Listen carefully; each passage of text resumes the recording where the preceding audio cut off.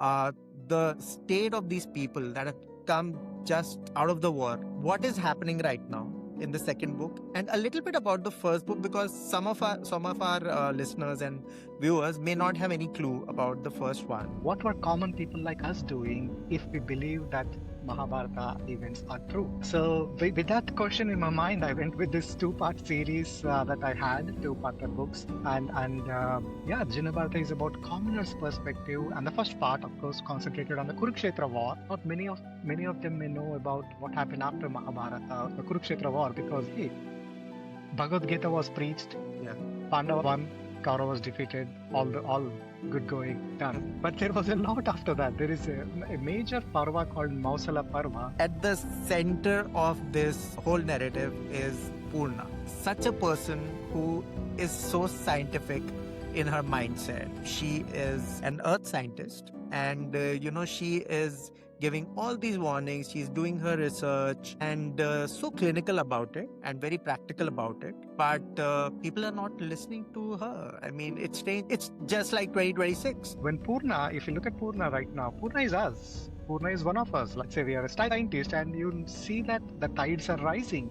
I mean, even now, the climate, the changes, and etc. People are talking about that, but we are not working on it. And I also wanted to give the Dwarka sinking a very scientific reason, not because of Gandhari's curse. A lot of people, it's like, they want to find Dwarka. There are conspiracy theories and all those kind of people who are curious. Dwarka is, I think, 3 or 4 yojanas from Prabhasapatana. Okay, it's very clearly written. Now, if we feel that Prabhasapatana is the same Somnath temple, because Somnath temple was there in Prabhasapatana at that time, and right now at the same place we built Somnath temple. Right. So if you take 3 to 4 yojanas, which is approximately would bring you around 60 kilometers probably, or 70 kilometers, where would that be right now? Submerged in the sea. This character, which was mentioned very fleetingly in the book, and that was Ashvatthama. I am fascinated by his story, and they say that he is the Immortal, and all those stories that he's still kind of, the conspiracy theories that he's still walking the earth. When they were writing this, and it was a passed down story to say that, hey, they lived longer than others. Right. And if the story continuously is passed on, probably it's still that, hey, maybe he's still there because he lived longer than others. Yeah. Probably that could be the reason than immortality. The Prince Samba's curse, that was quite interesting. That he will deliver an iron rod that destroys the Yadav clan. Prince Samba was son of Krishna, and he was very notorious and mischievous, and being the Krishna's son. Krishna is supposed to be like all-knowing, everything, cosmic, and so many stories. Like we read and we watch all of that, but now it's like he's like a father.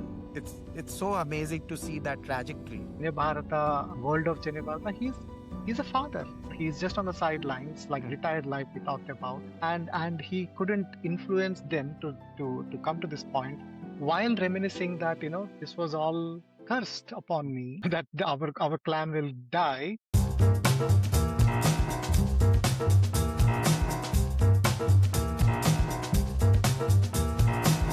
I'm back with another amazing author.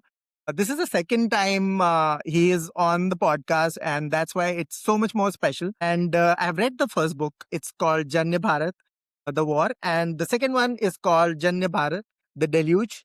And I must confess, at the forefront, that the second part is so much better, because it had a lot of unknown. I think it was more emotional because it is the aftermath of such a war I mean, not in that sense great, but the great war, Mahabharata, and the aftermath the emotion is so palpable. That was my takeaway from the book. And of course, there are many other things that we'll be talking about. But first of all, welcome to the podcast, Manu. Great to have you back. Hey, thanks, Rohan. And I like that you got the emotional part of that too in this book. And I agree with you. This is my second book. Yep. So as you can imagine, as a novice writer, the first book is always like you try, you get to it. By the time it came to the second book, definitely. As an author too, I grew over time. So I'm glad that you felt the same, that this is in a much better state, this book, and I'm Yes. glad you enjoyed reading it. And the story, that's what The hooks it up. story is, of course, amazing, and we'll talk about in great detail. But congratulations for kind of, because the sequels are very tricky, I think, because you have kind of put in so much in the first one, and then you go on to sort of the great sort of narrative that you had of the Mahabharata, such an epic that there was so much going on in the Mahabharata, but very less people know about what happened later on, and that's what intrigued me. And I'm still getting goosebumps because even the narratives that we have seen on screen and that are talked about in folklore, nobody cared what happened after the Mahabharata. It was just, okay, what happened? Even in the first one, you took the commoner's perspective, you did justice and told their story. That was amazing. But now it's like, the war is over. How, like, what is the PTSD going on? It's like that, it's those times. Okay, let's get into. I wanted to ask you many questions, but the first one is the state of these people that have come just out of the war. What is happening right now in the second book, and a little bit about the first book, because some of our listeners and viewers may not have any clue about the first one. So to give some perspective, what is happening here? What is the narrative going from book one to book two? And then we'll go on to sort of, follow up questions that would be easier for people to understand. Sure, it's like the prologue that I had, or the prelude that I had to write in the book, Yes. right? So, Yep. absolutely. So, yeah. So, when I envisioned this book, Rohan, this was a two-part book, Okay. and with optional book zero or Mm, prelude two, and which I'm actually mm, drafting right now is in book zero two, mm, so mm, that we can build up the story in a way that it can lay out mm, the foundation for Janya Bharata, the mm, war. So I'm working on it. So the idea is that we have we have read so many retellings of Mahabharata, and I respect all of them because it's that inspired me to write these books. Without naming any of the retellings, but mm, the retellings have always been around the royals, Karna, Draupadi, Duryodhan, like around them, the main characters itself.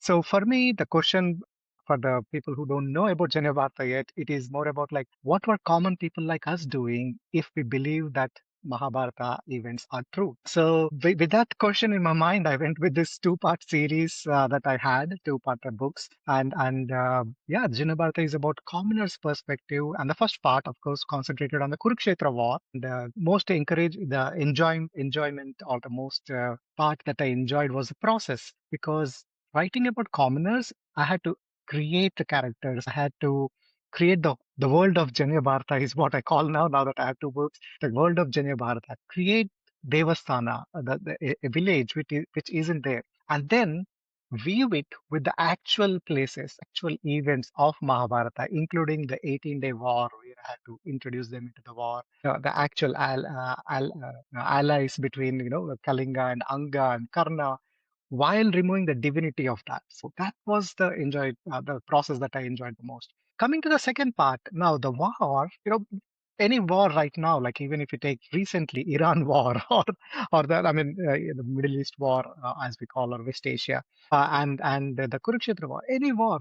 The effect of that is going to be huge economically, psychologically. You talked about PTSD. Absolutely, there is PTSD for after any war, and none of these books, that retellings or etc., never capture at least some of them, and hence my attempt at that. The war displaces people, mm, and I wanted to talk about refugees. How would normal people, when they are displaced and now called upon as refugees, how would they feel, and how is the growth of those people across the next few years, and still succeed or not succeed, and then how would they end up in a very successful kingdom like Dwarka, right? So, and then, as you mentioned, not many of them may know about what happened after Mahabharata, the Kurukshetra war, because hey, Bhagavad Gita was preached, Yeah.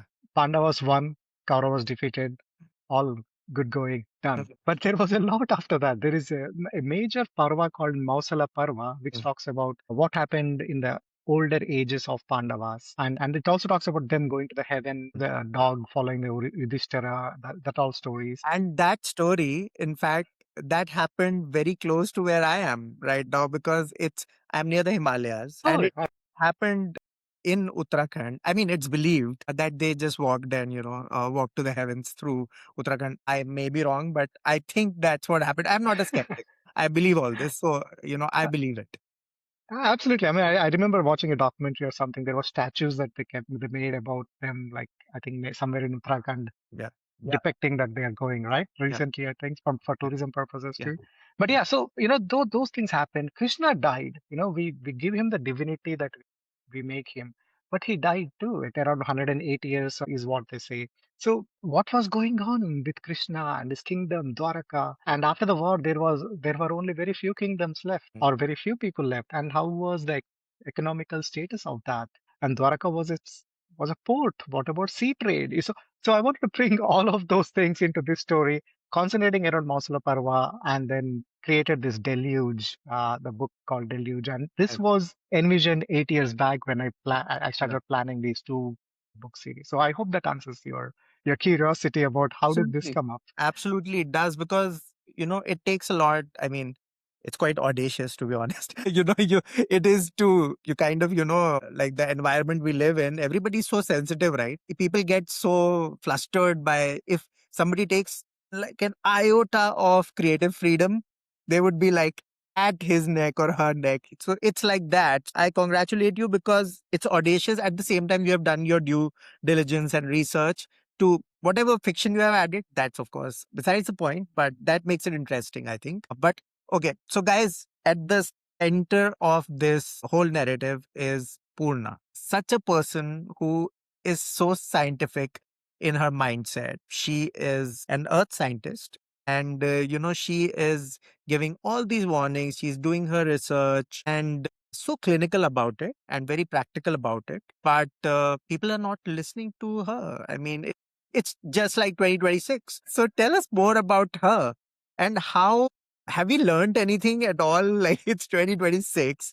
We are thousands of years ahead and the same things are happening again. What an irony, right? Yeah, I mean, like we say, right? History repeats in a cycle, or history repeats is what we say. So I think there is a wisdom in that statement too. Right? Like things have been very, as long as human civilization has been there, there has been development, growth, Mm. destruction, fall, and then again, rejuvenating from there and etc. So it's a cyclical life, cyclical history, and that's what I feel too. And hence, when Purna, if you look at Purna right now, Purna is us. Purna is one of us. Like we are working, we are doing our stuff. I mean, if let's say we are a scientist, and you'll see that the tides are rising. I mean, even now, the climate, the changes, and etc. People are talking about that, but we are not working on it as much as we should have done. And I also wanted to give the Dwaraka sinking a very scientific reason, not Mm. because of Gandhari's curse,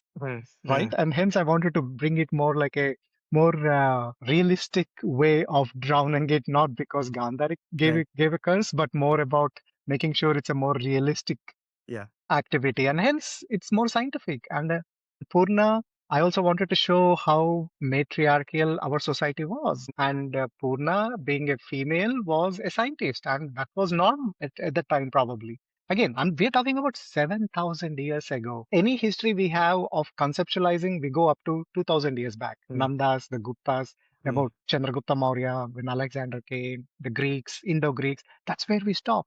Our Mm. thinking stops there. So if you go beyond that, if 2000 years ago Nalanda was so successful, Takshila was so successful, 7000 years ago when Krishna was there, when Mahabharata was happening, when we talk about divine weapons, etc., there were scientists. They were also looking at weather, they were also looking at climate, and they were making these noises. So that's what I wanted to bring it into this story, and make it much more realistic than Mm. saying Dwarka drowned because of curse by Gandhari. Right. So that was the intent behind that. It's super interesting the way she was so dedicated towards observing anything, even a murmur, on the street, she would just note down. It's crazy, and these things were happening, and people were observing. Do tell me a little bit about what are the references in the original text and vis-a-vis what you have written as well. Another thing was the role of these Divyastras, like you mentioned. There's a point in the book where it is indicated that that could also be perhaps a reason, and that's what happened, and that led to what happened to Dwarka. So tell us a bit about that as well. Absolutely. See, there are so many threads I have weaved into that. There's so I'm many. glad you're picking into those things because I wanted to make sure that it feels realistic, it feels scientific, it's not mythological, but more realistic. And that's what I tried. So, for example, if Divyastras or the weapons that were used in Kurukshetra war were used, I wanted to make sure what would have been the side effects of those things. I mean, they talk about 1,000 atomic bombs exploded, and that's the power of that weapon, etc. Well, if you have explode one atomic bomb right now, the effect is so bad on not just on the lives but also on the environment too. Now, talking about Divyastras like that, I wanted to make sure probably that could have affected the weather, increasing the temperatures, and in that mid Holocene period, which is exactly where when the Mahabharata is supposed to happen, there was a rise in temperatures and rise in sea levels, Wow. and it's called Younger Dryas. If you search, if the audiences can search that Younger You Dryas mentioned it event happened. in the caption as well. Yeah, Yeah. yeah. And I think I we'll mentioned mention it. it. We'll mention it on screen. Just send us the spelling because, just in case we don't get it wrong. Absolutely, absolutely. So the younger dryas happened during that time where there was a rise in sea level by some feet, and it matches exactly with this timeline of Dwarka Wow. and Black Sea formation and Strait of Gibraltar opening up for Mediterranean Sea and all that. So I was like, okay, this all matches, but what could have led to it?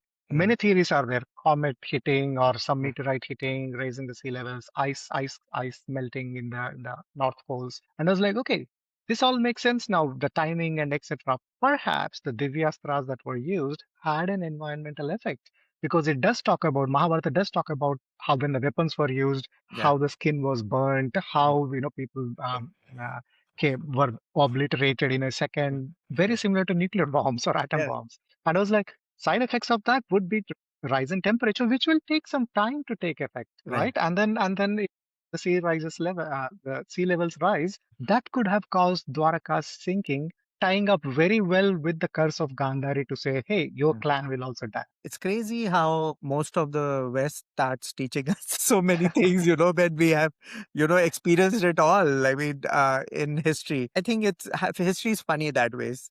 That, sometimes if it is not written well, and you have mentioned that it is mostly written by the victors, and the commoners are just left wondering, where were they? These people who are now seeking refuge and walking towards, they have no clue. I mean, they don't even know what a seal looks like.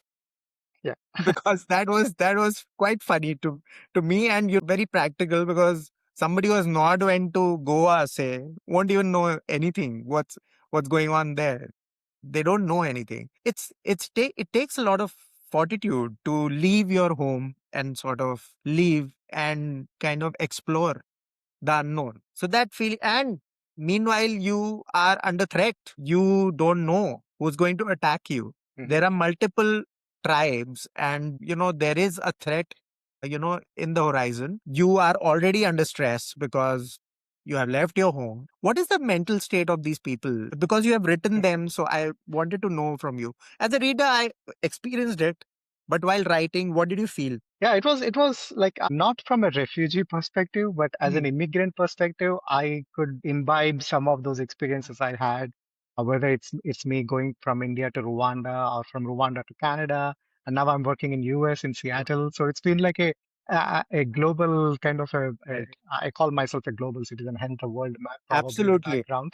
But Indian origin, proudly, I can always say Mm, that. At the same time, like, so I put my experiences too. How did I feel when I was going to these new places? mm, And if I never saw those places, how would I feel when I first time see it? Hence, mm, when Ustra Karnikas, when they walk through the Dandakaranya, mm. Janasthana, and then they reach the sea, Yeah. even the smell was different for them. Yes. And that's what I felt when I first time, when I was very young, I went to Mm. Puri. Yeah. I still remember Puri in Orissa. I was studying in Bhadrak in Orissa at a place, and we went to visit Puri. I felt the same sea breeze. I was like, oh, this is very different. A Yeah. bit fishy, spoiled, but it was still fresh. Right. So that's exactly what I remembered when I was writing that particular Mm. that story, because Mm. I wanted to make people feel that as if they are there and experience it Mm. from their perspective. And that would have happened at the time. Like they were walking, they were normal people one day, refugees the next day. Hence, there is a whole chapter called Sharanardi Parva. Yeah. And I made sure that Mitrajit, who was the protagonist in the first book, it hurts him a lot when one of them calls that, oh, there are many refugees here just Oh like you. yes. When they're outside the camp, but they're just waiting Oh, for permission. waiting for them permission to come in, right? So it's like, holy, like we were normal people, and this could happen to anyone. A natural calamity anywhere, and now people are left without homes, and now they are leaving their homes, going Mm. somewhere. A war, anything, right? Like our economical strife, even during Partition. COVID, Yeah. partition, even during COVID, how people had to migrate from one Oh state to other side yes. to go back to home. I read an It's entire book about that, and I can't revisit that book ever because it was so sad and it made me like feel so low. And it's by a journalist in India, yeah. and she's a great author. But I couldn't go back to something like that. It Yeah, shattered me. so these people would have felt all those emotional Mm. strife and still reach there with the hope that they could be let into the Dwarka. But Dwarka, being a kingdom, has its own policies and procedures, just as we have right now. So hence the challenges, etc. So that's what I wanted to bring, that experience of that journey, that trepidation, that constant threat that, hey, whether it will succeed or not, Mm. will we be allowed or not? So Okay. lot of psychological trauma as they go through too. Tell us a bit about, while I was reading the book, I felt that these people are so sophisticated back then, right? And there are scientists, there are warriors, of course, there are politicians. It's just like not much different to today, to be honest. And they're great thinkers, and a lot is happening. They have created this amazing world for themselves. How do you paint this picture? What was going on there?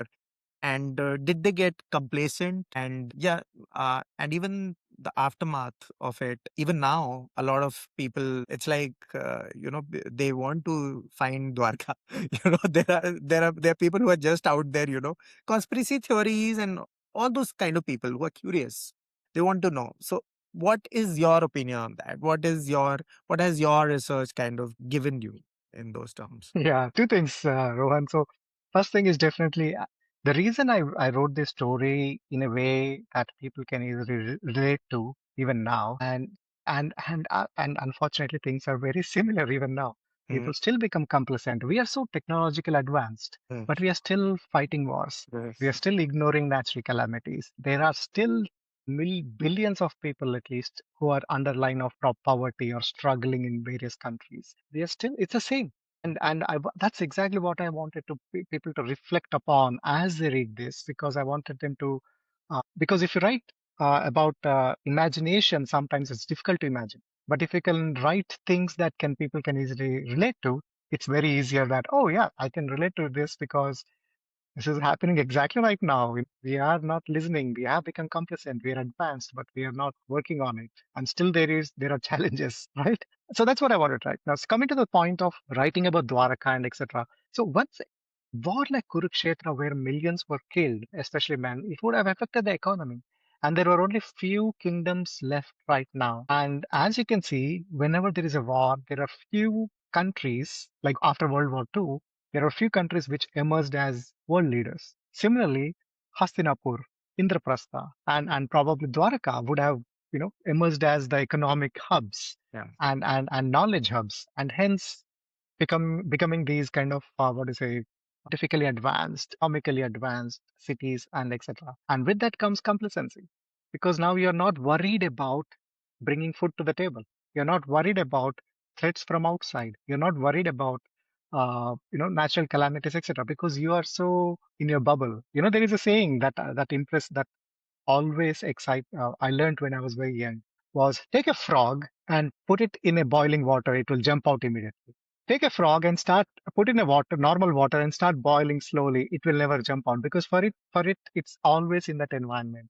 That is the philosophy I wanted to show in this one, to say, as developed as Dwaraka, as philosophical thinking as Dwaraka, and with Krishna being there, with Ugrasena, Balrama being there, still, it's just like any other society. When we are very much developed, we become complacent, and then you never know where the next calamity strikes.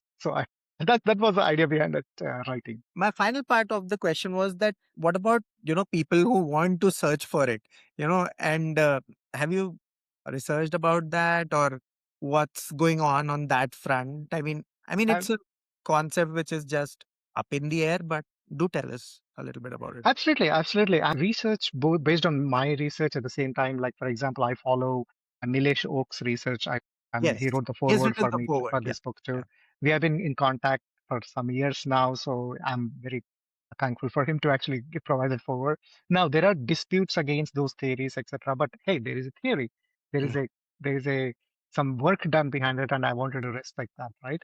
And in Mahabharata, it's very clearly written. Dwaraka is, I think, 3 or 4 yojanas from Prabhasapatana. Okay, it's very clearly written. Now, if we feel that Prabhasapatana is the same Somnath temple, because Somnath temple was there in Prabhasapatana at that time, Yeah. and right now at the same place we built Somnath temple. Right. So if you take 3 to 4 yojanas, which is approximately would bring you around 60 kilometers probably, or 70 Yeah. kilometers, where would that be right now? Mm. Submerged in the sea. When tsunami happened in 2004, Mm. there were temples that came out that were exposed when the water receded. Right. So it's very much true, Mm. could be true, that there is Dwaraka out there, south or southwest or southeast of Mm. Prabhasapatana, if Mm. they search that area. Unfortunately, what happens is, or probably that could be wrong too. And the place which is called Dwaraka right now, or Bet Dwaraka, could be the one too. But it is called Bet Dwaraka for a reason. It's not Dwaraka itself, Okay. right?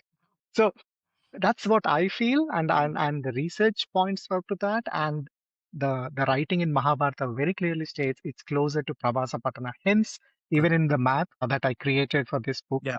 It's right very here. very clearly shows Prabhasapatana and Dwaraka being submerged, like it's in the sea. I put a dot in the sea south of Prabhasapatana to show that there is Dwaraka out there. Oh, where did I lose it? Oh, it's right here. I'll just show you.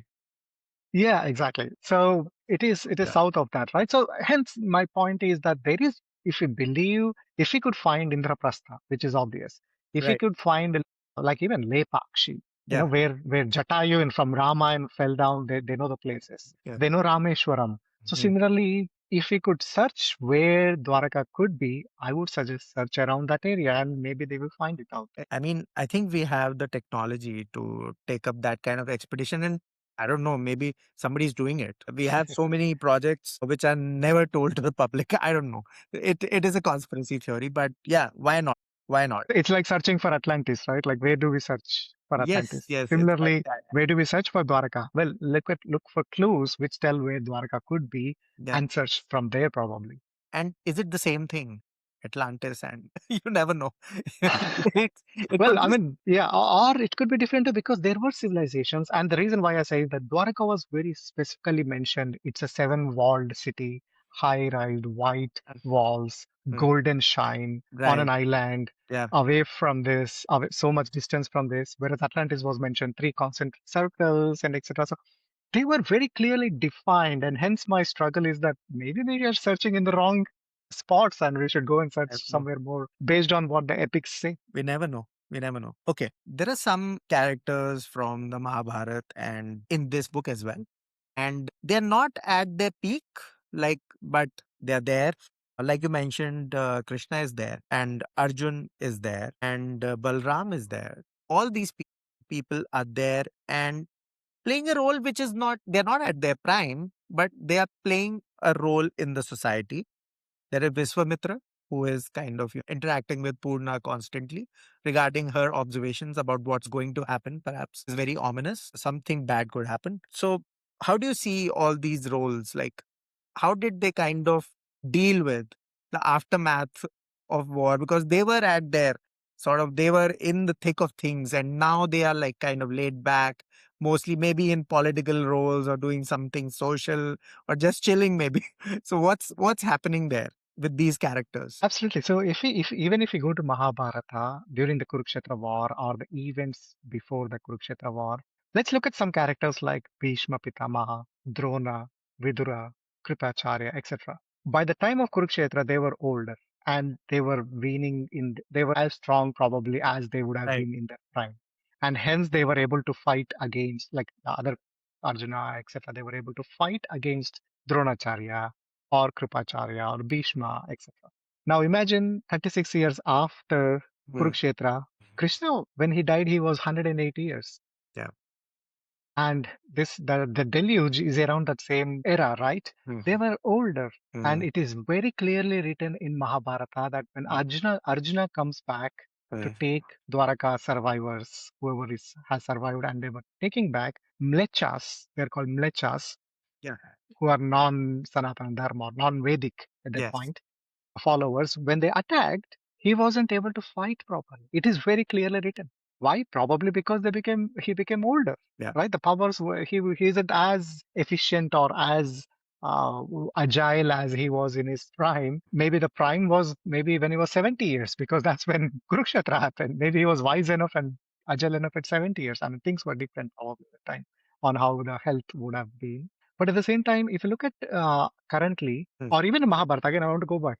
Pitamaha, Bhishma Pitamaha, Drona, they all took a step down and let Yeah. Duryodhana rule, or Mm. Dhritarashtra rule, or others rule, Yudhishthira to rule, because now their era is done. Similarly, if you look at Dwarka, Balarama and Krishna were there, but now they have kids, they have grandsons Mm. who were there. Yeah. So it's a point when they step back, and Mm. probably that was very clearly during those times when Mm. older people would step Mm. back and give the reins to the Yeah. younger ones. Hence, maybe the retirement age slowly started coming down. Probably it was 100 years at the time. Now it's Yes. 60 years, 65 years. But Trust there is me, a concept. trust me, that's not happening in the current world. Nobody's retiring.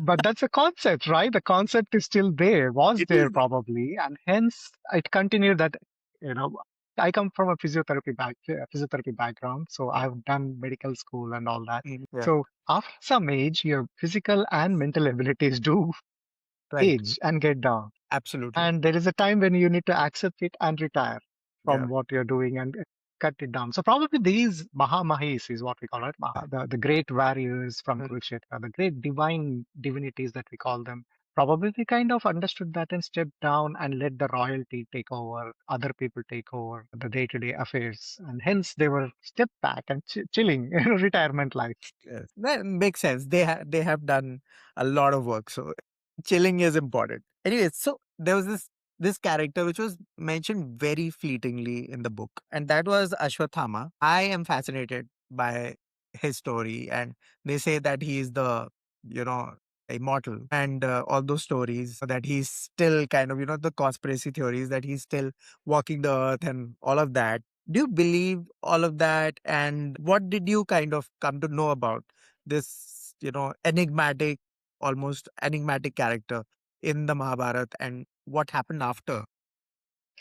Yeah, I mean, see, Ashwadhama was mentioned when there was this fight, especially between Yes, Krithivarma and Satyaki, right? And that yes, yes. and that becomes a very crux of that fight and the Mm. clash of Yadava clan. Yeah. And I hope more people read about these things because, as you mentioned, after the Kurukshetra war, everything is like done. Like people don't read I'm after happy that. that we are discussing this because not many people know about all of this. They know the name, but nothing Absolutely. beyond. Yeah, because they say that, Kritavarma participated along with Ashwatthama in Mm. killing of Upapandavas, Pandavas' sons and Yeah. etc. in the night and etc. So, yeah, so Ashwatthama, see, again, as long as we can think scientifically, giving that correlation scientifically is what my books have tried. Like when I Right. say celestial weapons or the side effects of that is what I try to check on. If you talk about Dwarka sinking from Gandhari's curse, Yeah. I looked at from a scientific reason and found that, hey, during mid-Holocene period, Yeah.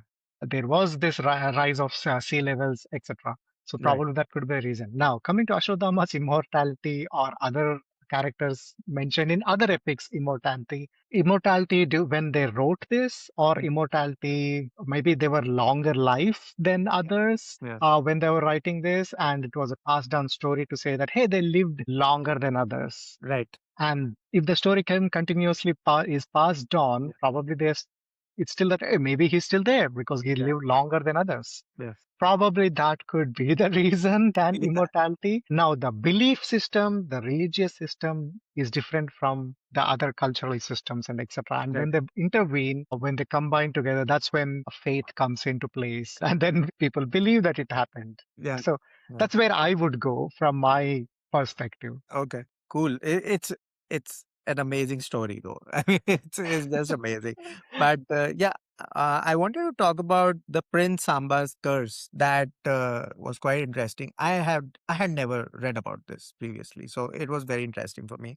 That he will deliver an iron rod that destroys the Yadav clan, the entire clan. So, and how did you kind of tackle this whole thing? Because what does the research say, and what was your kind of take on it? Did you add any fiction? What happened there? Absolutely. I mean, see, when I was reading Mahabharata, especially the Mausal Parva, as Yeah. part of my research to write this book, I was stuck upon this for almost 3 months. I'll be honest, like Yeah. almost for 3 months, I was like, how should I write this? Because what happened in Mausal, as depicted in Mausal Parva, was that Prince Samba was son of Krishna and Samba, and he was very notorious and mischievous, and being the Krishna's son and in this very rich country or kingdom at that point, I think Spoiled he brat was like spoiled brat with silver spoon and everything, right? So, with the uh, Lamborghini. Perhaps. yeah, probably. Right. So he used to be very mischievous. And once when these sages actually come, Durvasa, Vasishtha, they come, he acted as a woman and then as a pregnant lady and his friends in a drunken state. Now it was a dry state even at that time, Gujarat, Wow. Dwarka, but they still were drunk. So that also tells you the dynamics of upper echelons, Yeah. lower echelons, how society was. Yeah. So he was drunk, and his friends took him to Durvasa and said, hey, you're such a wise sage, you're a rishi. Tell who will be born from this lady, whether a boy or a girl.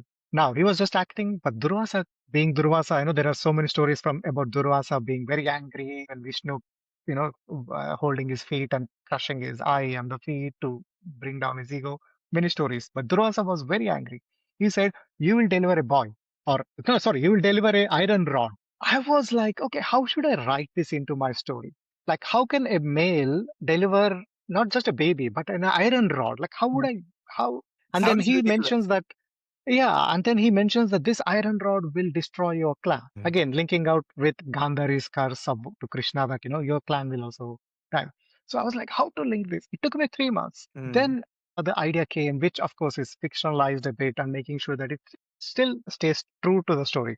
So what I did is that I wrote it in such a way that Prince Samba keeps an iron log or something under the sari to show as if he's pregnant, and then Durvasa curses that hey, this iron that it is there inside you will be the curse. Yeah. So it was very easy for me to say that to remove that and then crush it, Right. put it into the sea, Yeah. and that sea water becomes iron rich, Mm. which the grass around it takes up. Mm. Because it's written in Mausala Parva that Yadava clan, all Mm. the Yadavas, they kill each other by fighting with a grass called Ereka. And I was like, how would they kill with a grass like Right. Ereka? I was So this at least gave me scientific reasoning to say that it was iron rich, so probably became stronger like bamboo shoots, and then they were able to hit each other. I went back to this page, right? Because I got confused a little bit. I said, what's happening? I couldn't connect it immediately. But yeah, it's crazy. Tell us more about this, the mayhem that happened, and everybody is killing everyone. It sounded a lot like to 2026, people going crazy when there is, just, you know, uh, when people go mad, they go mad. There is no logic to that, right? This mayhem that is happening, and they are killing each other. Do you think it's people do that repeatedly from time immemorial? People, if they get a chance, if there is a lack of resources, if there is a problem in the offing, it will happen, and it's happening even now. So, what do you think about how did was this a very natural reaction to whatever was happening? Was it meant to be because it was meant to be, like you said earlier? Yeah. Yeah, I mean, if you look at Yadava clan, yeah, Mm. Krishna's Yadavas, they were all one clan, but they had different sub-clans. Now, think about that in our current state. Any country, Yeah. any religion, country. Now, that itself is a very big hint there to say now they have sub-clans, and those sub-clans over the 36 years were what to say, building up this pressure Mm. because Kritivarma thinks Satyaki was with Pandavas fighting against them. Satyaki says, Kritavarma, you were with Kauravas, and he even supported Ashwadhama in killing the Upapandavas, the young kids who were sleeping. And that is there. Then, if in the story, I talked about the Bojas, who were the Yeah. traders, and traders were there. There were Vrishnis. There were, again, sub clans with So many. The dynamics is endless, right? there you go. So there are merchants, there are princes, there are warriors within that same Yadava clan. So Mm. the pressure builds up, and when the unfortunate time, like when they were drunk, which Mm. they shouldn't be drinking, because again, Dwarka had a no drinking policy. Yeah. That tells a lot of stories, right? Like when things happen, it cascades down. Like Once we it talked about domino effect. complacency, right? Like we talked about I'm sorry, complacency. We talked about complacency. complacency. Yeah. Exactly. That we are sad and we it's a society which has everything now. Support, it's So everything. There is excess, right?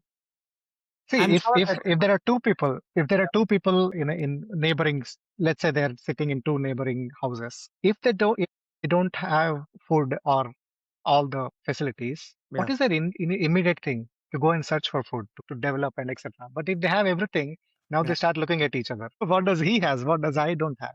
And there you go. Anyway, so coming back to that Yadava clan fight, that's what happened, right? Like the pressures were built up, and the time came up, and this is all written such a nice way in Mahabharata, but we don't read those things, the philosophical, insightful things. As I mentioned right now, if you take that example and Mm. keep it into our country, in the sense India right now, because Yeah.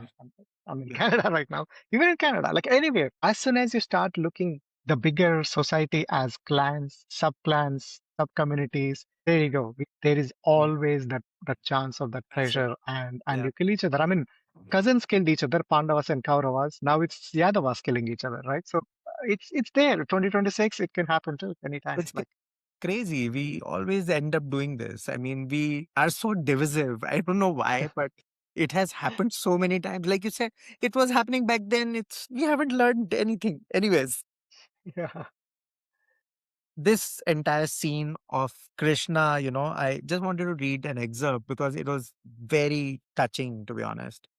You have written that he walked to the center of the carnage where Pradyuman lay crushed in the sand. He stopped. Ayusha stood 20 paces away. He saw Krishna's face in the erratic, spitting light of the pitch torches. For the rest of his days, Ayusha would fail to find the words for that expression. He saw. It was not mere grief. It was not a father's sudden blinding rage. It was the hollow gaze of a father. I mean, Krishna is supposed to be like all knowing everything, cosmic and so much, so many stories. Like we read and we watch all of that. But now it's like he's like a father. It's so amazing to see that trajectory. What are your observations on that and how did it make you feel? yeah. I mean, see, the whole point of Janya Bharata was to make it as realistic Mm, as the event, taking out the mythological part, taking out the divinity, mm, taking out uh, what to say, the glorifying part of that, and looking at it from a very normal, like it's a kingdom, it has history, and etc. So for in this book, Krishna was not the uppercase G in the gods, not the uppercase god like the yeah, G, but yeah, he was a lowercase god. I mean, yeah. with a lowercase god, just God. He was a god. He was a lord. Mm, But and when that happens, emotions are the same. I mean, seeing your kid killed would raise those same emotions in any father, yeah. and hence I wanted to bring that out as to show that yes, he may be all knowing, but that's what Mm, we feel. But mm, in that instance, in my book, Janya Bharata, world of Janya Bharata, he's a father, right. and he just lost his kid. That emotions, I wanted to bring it out as a helpless father, as an old father. Not he's old, he's helpless, he's not in the royalty anymore. He's just on the sidelines, like Mm, retired life we talked about, and he couldn't influence them to come to this point. While reminiscing that this was all cursed upon me, yeah, that our clan will die. yeah. So I wanted to show that. helplessness of a father, of a king. Not no, he was never a king, but the royalty, the main Sutradhari, the protagonist of the Right. whole epic, right? Mm-hmm. But the hollowness I wanted to show in him, that he was just as us. Mm-hmm. At one point he was just us, because when that close person like your son is killed, you become just, the emotions are human. If he Yeah. was a god with an uppercase G, emotions would not be there, and that's what Bhagavad Gita talks about. No Yeah. emotions. This Yeah. is what you need to do. Here he becomes one of us. He becomes a human Mm. just like us, Yeah. and he lets it out his emotions in that. Did he not want to live after that? Because the way you have mentioned how he's killed and how it is mentioned, I'm sure it is very close to the text as well. And so, did you feel that he just was like, okay, I'm done? It sounded like that, right? Absolutely. I mean, like, he was at a point where he's like, I think this was destined to happen. Okay. This is what my clan uh, fought against each other. They killed each other. They're dying here. I think this is what this is. So both Balarama and Krishna, and it's written in the text in Right. Mahabharata that he goes away into Mm, the forest. He lies down under a tree, mm, and a hunter thinks his feet was a deer, and he mm, shoots the arrow. And his name was Jara. So I tried to keep the same authenticity to that, but making it much more mhm. humane, much more realistic, much more Janya, Yeah. common. Absolutely makes sense because the entire POV of your books is that. Okay, let's talk about the research. I didn't talk about it, but it takes a lot. I mean, would you like to tell us what all did you read? And for our viewers and listeners as well, where should they go as a side text to, of course, your book is there, but as a side text, what all can they read as well? Absolutely. I mean, the first book, the war itself was around Kurukshetra war, so Yeah. you can look at the Yuddha Parva of Mm, the Mahabharata itself, mm, and read about all those things, the characters and etc. yeah. And specifically for this book, it was featured around Mausala Parva, Right. which happens 36 years after this, right? And of course, when you read those epics, I mean, I read from internet, so search. Okay. There are some lot of translations, English versions, Right. scanned copies available, etc. So I just keep on reading. Mm, But when you read them, it's very difficult to interpret sometimes, because they talk about like rats are coming, plague is happening, things have changed. mm, But I try to do is that to dig deep through that and mm. think what could have happened when complacency comes up.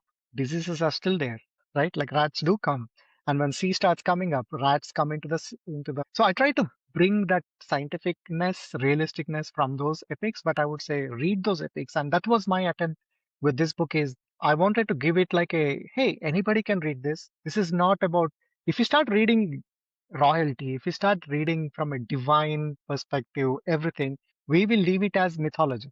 The world will see it as mythology or epics. Whereas I want people to start reading them as Itihaasa, Yeah. not as mythology. Unfortunately, the translation, the recreations, etc., all keep that kind of a flow probably, and hence we still look it from a divinity. We still look it from a glorifying way. And My also attempt is, stories. And also has I, stories, right? It's yeah, as stories. And that's like what. there is so much philosophical. If we talked about that, there is so much philosophical things that we can learn from that. It's like history repeats. That's what we talked about in a cyclical way. We can learn from that, and Mm, there is a reason. Probably they wrote it down so that people will understand that hey, these things can yeah. happen at any time. So be careful about infighting. Be careful about climate.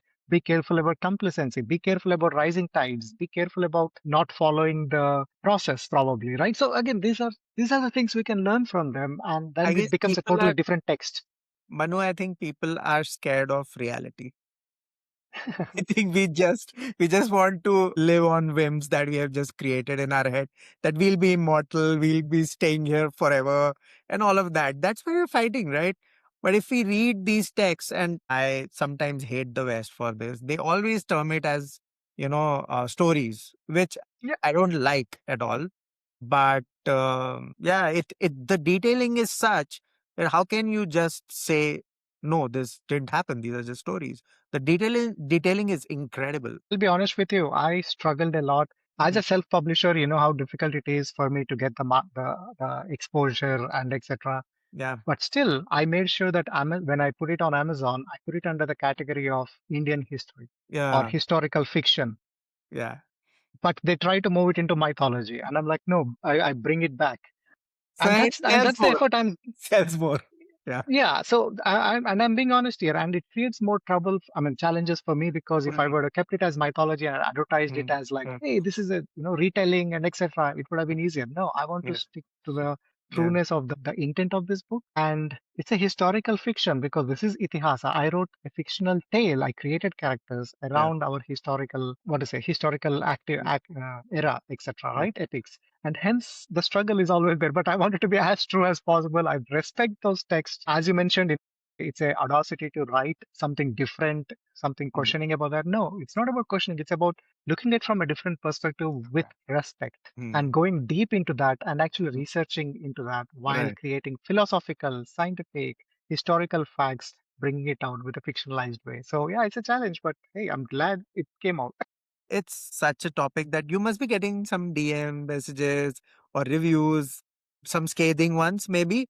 Have you gotten some of those? Can you tell us? Definitely, or recently around the word Mohenjo-daro, Okay. Okay. definitely, Yeah. because for audiences who have not read it yet, but Mm. I have ended the story with the point that the people who leave Dwarka, who Yeah. escape Dwarka's Mm. sinking, they get lost in the a bit of skirmish, and then Purna and others they settle somewhere, and we called it Mohenjo-daro, Yeah. because Mohenjo-daro, there is a spell. The meaning have two based on the dialects you are here and etc. So the one of them say Mohenjo-daro, which is Yes. mountain of dead, Yeah. Mount of Dead. And they call it because they found skulls, they found Mm. etc. But Mm. I'm like, how would you name it Mountain of Dead? But there is a Mm. city previously that was there. How did you come to that? Well, And there is another research, through research, I found out that there is another, in the Sindhi dialect, Daro means settlement or tent. okay. And Mohan is Mm. Krishna's name, so Mohenjo-daro is Krishna's settlement. And I wanted to weave it into my story to say that these are the same people from Krishna, from Dwarka, and they Yeah. settled down there, and I wanted to name it. Of course, fictionalized a bit, Mm. but perhaps that could be. And the theory I wanted to make sure is that, imagine these are the people who come from South Central India in the first book, Mm. and Mm. now they come to Dwarka and they settled in Mohenjo-daro. So Mm. I wanted to demythify, or whatever you call the Aryan theory, etc., etc., and say that these are all the same people just traveling around for Yeah. thousands of years. Makes a lot That of was sense. a very controversial. If I got messages around that, that was around that. Yeah, because people have done so much research on that, and but makes a lot of sense because the sophistication I noticed in the people from Dwarka was very evident in how Mohenjo-daro and these cultures were. These people were they knew their civil engineering, they knew their all kinds of engineering. They were sorted. So where did they get this knowledge? I mean, so that's something to ponder upon, and that brings me to the end of the podcast. We are almost hitting the 1 hour mark, but I didn't even feel it. It was so interesting. We peeled a lot of layers of this amazing book. It's called, yeah, The Deluge, Janya Bharat, Yep. and it's nothing what you will expect. It's a lot of fun, a lot of fun. Although there are so many emotional moments, but a lot of fun because this is kind of our origin story. You believe it or not, it's our origin story. So do read it. Let us know in the YouTube comments what you felt about it. Manu is on Instagram and Instagram Instagram. and Twitter, or X. Yeah, we'll mention the Instagram and X over here, somewhere down there, and in the captions. And do feel free to ask your questions directly as well to Manu. He has researched a lot, so he will be able to answer them best. If you'll ask me, I'll be not doing great service, but ask Manu directly. And yeah, uh, do give your reviews on Amazon. It helps the author to write that next book because he's planning to. So do that and do give your full support to this series. So because it is just worth it. Yeah. Thank you so much, Manu, for doing this. It's an Thank you. amazing. It's an honor to do this because this entire series is just revelations upon revelations. Amazing for me. Thank you. I appreciate that. And thanks for the opportunity. Again, as a self-published author, these are the opportunities that help us to reach out to I think it's various the other readers way and around. It's the audiences. other way around. I feel very lucky to talk to you, and because you have done so much research, and who does that? People are busy watching reels. It's an honor for me. Until next time, guys, read the book. Do let us know. Like I said, we'll bring in another author, another awesome author. And till then, happy reading.